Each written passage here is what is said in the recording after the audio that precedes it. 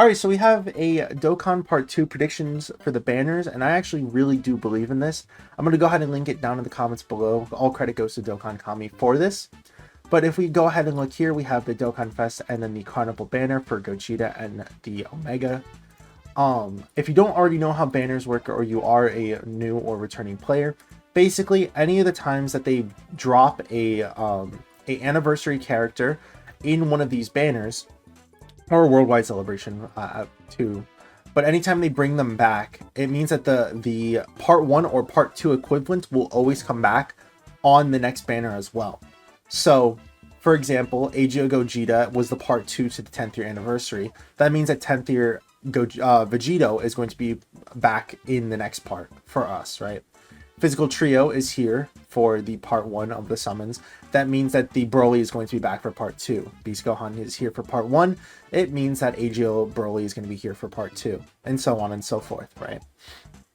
So if we go ahead and look back at these predictions, we could see that Tech Vegito, Int Broly, AGO Broly, Tech Fusion Zamasu, Physical Super Saiyan 4s, basically all of these are locked in because of how the banner formats always work, right?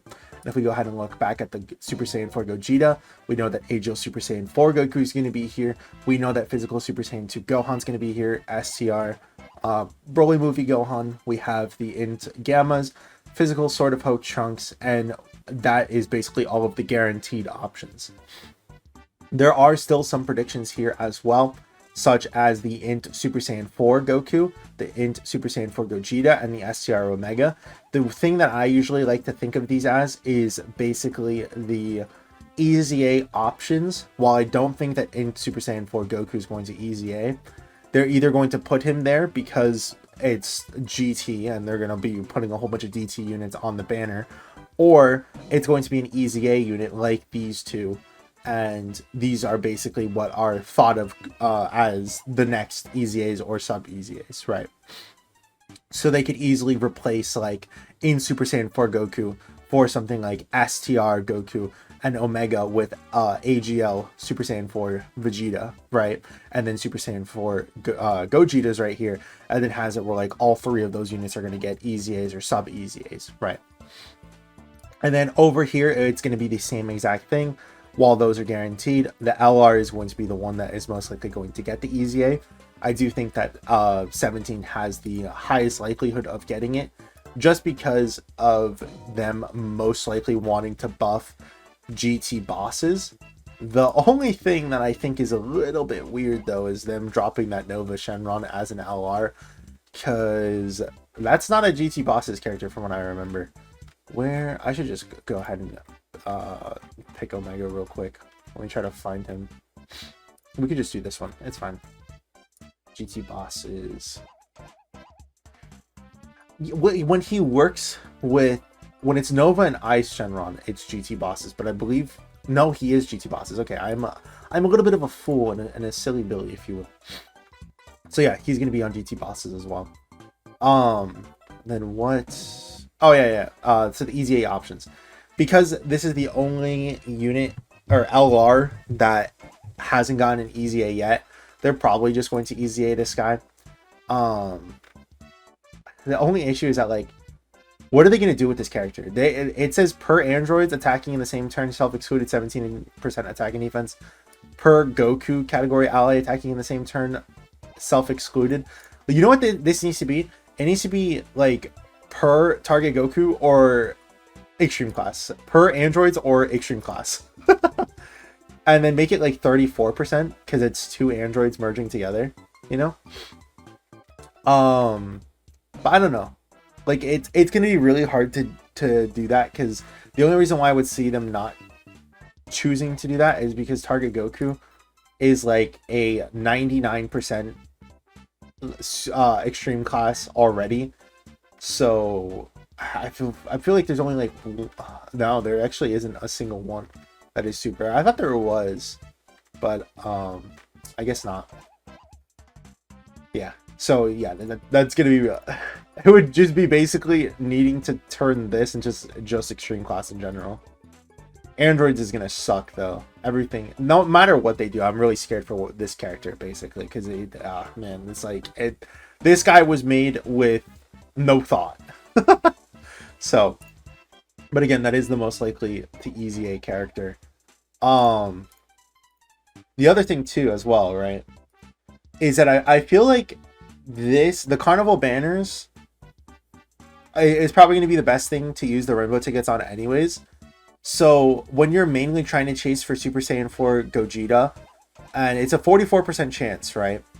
When you're just trying to get that unit, and you're maybe not trying to get AGL Super Saiyan 4 Goku as much because you maybe have the coins for it, because you can, what else is there? Because you might want to be using your, well, I guess it's just coins, right? If you have the coins or you already picked them up during the 10th year anniversary, then again, the main thing you're just going to be going for is Gogeta. And even though we don't know how the banners are going to work in terms of like the actual tickets themselves, they did say that it's going to be is one featured unit, and then that featured unit is just going to be the new character, of course. So we just have to assume that with worst case scenario, which is that it's just going to be like an unfeatured side banner unit, and that's what you get for free if you don't get the brand new unit, right? I've said it before, but it would be pretty nice if the other 56% is all of the rest of the featured characters, and they all just give you one new unit or one featured unit for free. But that's just me saying that and hoping for that.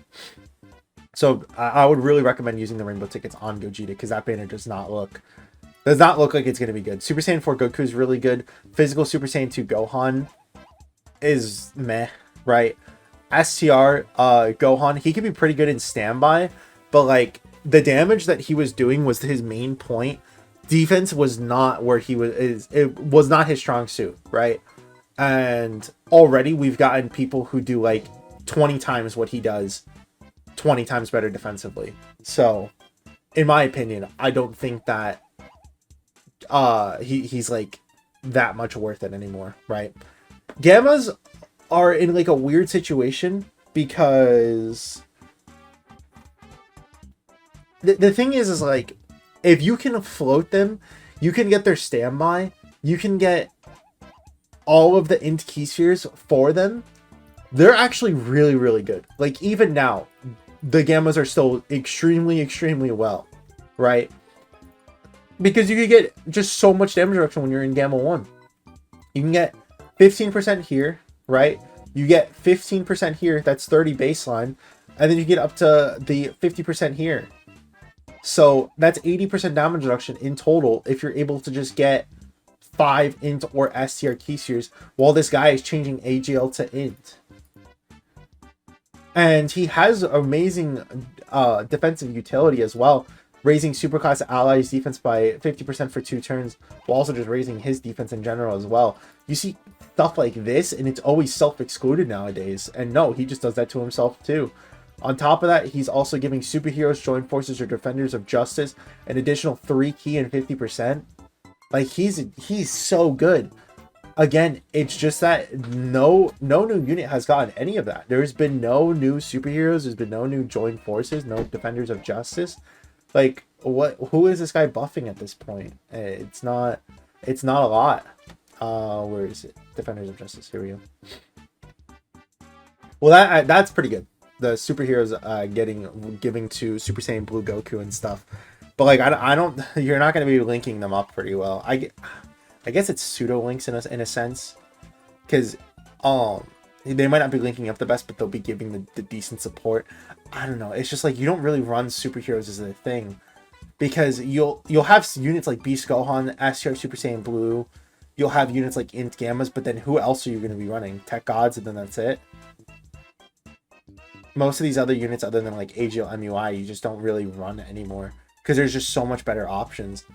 On top of that, I don't even think they're on the they're not on the Goku leader skill anyways. You're not on Future Saga or Fused Fighters, so it's not like, again, you're just really are not running this. Joint Forces is basically a very dead category, so again, there's just nothing here as well. And Defenders of Justice has seen better days, that's for sure. So yeah, it's just like, I don't know. Physical Sword of Hope Trunks sucks. I've been on that side since day one. He is way too. They just went. I don't know. They were just made him super wonky. Tech Vegeta though. This is the reason why I would say don't use your rainbow tickets on this banner, because again, going into the mindset that we are not getting a featured unit, even if you don't get a featured unit from the rainbow tickets for free, and it's just like you having the 44% chance and that's it on getting the brand new unit. I think this is the banner that you summon on, because you got units like Tech Vegeta, you got units like physical Super Saiyan 4s who are incredibly good. You're most likely going to have a pretty decent EZA option with the in Super Saiyan 4 Gogeta, or who else ever they put on the banner, because they'll most likely put 2 Dokkan Fests that are going to EZA on the banner. Int Broly is still pretty decent. AGL Broly has seen better days for sure. Tech Fusion Zamasu, I've gotten a lot of use out of him with the new Rose team. Not to say that he's good, of course, but if you are able to have the enemy get attack load, if you're able to get to turn 5 with the Tech Fusion Zamasu, you can get that domain out. There's a lot of these Future Saga units that you're able to run with him now. There's a lot of Future Saga events that you're able to run against to have Fusion Zamasu bring out his just unkillable domain. And then at that point, like, it's just actually free slot 1 character. Like, you don't even have to do anything. It's just a free slot 1, because he's just going to be infinite Zamasu and boom, nullifies all attacks directed toward this character. You'll have the 80% damage reduction, because 40% here and then 40% here on his first turn, and you just gotta hope that you can live the 60% turn. And then after that, again, as long as you're below 70% HP, you can bring this guy out, or if you can last one more rotation with them, boom, you get this guaranteed, and you can just bring that out whenever. And a lot of these units are super class as well, so he's going to be working really decently in those events as well. You just obviously got to watch your own characters as too, you know. But when you have units like Tech Vegeta, who's top 10, physical Super Saiyan 4s, who is top 10, when you have units like Omega Shenron, who let's just go ahead and say is probably going to be top 10, right? And then maybe, again, just the 2 EZA options. Like, you have a lot of stuff that's going on. Overall, though, I would probably say that part 1 was just slightly better banner-wise. Because, like, if we go ahead and look at the Dokkan Fests, right? You had AGL Gogeta, then you had Tech Gods, then you had S Tier Beast, then the 2 EZA options. I guess maybe it's the same thing. It's probably, I guess we could probably say it's the same thing, actually. Because you got the 2 decent units, you got a usable unit, a top 10 unit, and then 2 decent sub EZAs. Or not sub EZAs, just regular EZAs, of course. So yeah, we'll see. We'll see. Well, let me know what you guys think. Who do you guys think you are going to summon on first? Thank you all for watching. Hope you guys have a great rest of your week. I'll see you guys in the next one. Peace.